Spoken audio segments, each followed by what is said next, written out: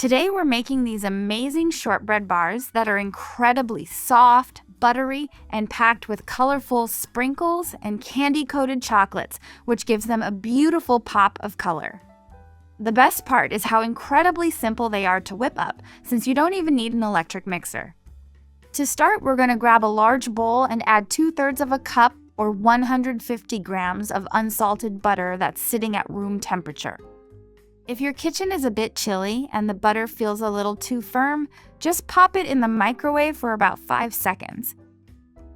Now, let's toss in half a cup or 100 grams of granulated sugar, 1.5 cups or 180 grams of all-purpose flour, and 1/4 teaspoon of salt.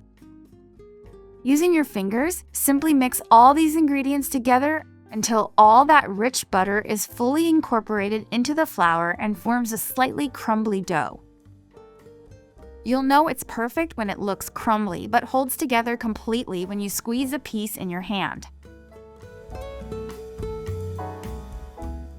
Once we reach that point, we're going to add 1/4 cup or 45 grams of rainbow sprinkles.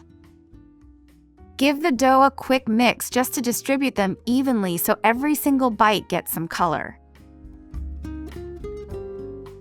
Next, we're going to transfer this mixture into a prepared 6x6-inch pan lined with parchment paper. If you don't happen to have a pan that specific size, you can easily use a regular large baking sheet lined with parchment paper instead. Just gather the dough together on the sheet and shape it with your hands into an even layer that's about 1/2 inch thick. Since I'm using the smaller pan today, I'm just going to press the mixture down firmly until it forms a flat, smooth layer. Now, here is a little tip that I love to do. Using a knife, I like to gently score the top of the dough to mark where I plan to cut the bars later. This allows me to decorate the top with our candy-coated chocolates, pressing them directly into the center of each pre-marked square.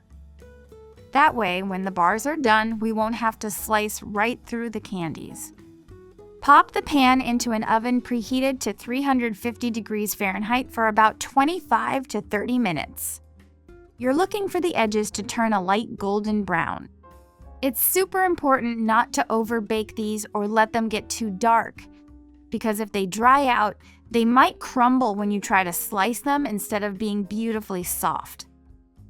Let the pan cool down completely at room temperature, and then you can slice them into whatever size bars you like. You can store these treats in an airtight container at room temperature for up to 3 to 5 days. If you like this easy dessert, please give this video a thumbs up and subscribe to the channel for more simple baking ideas. I'll see you in the next video.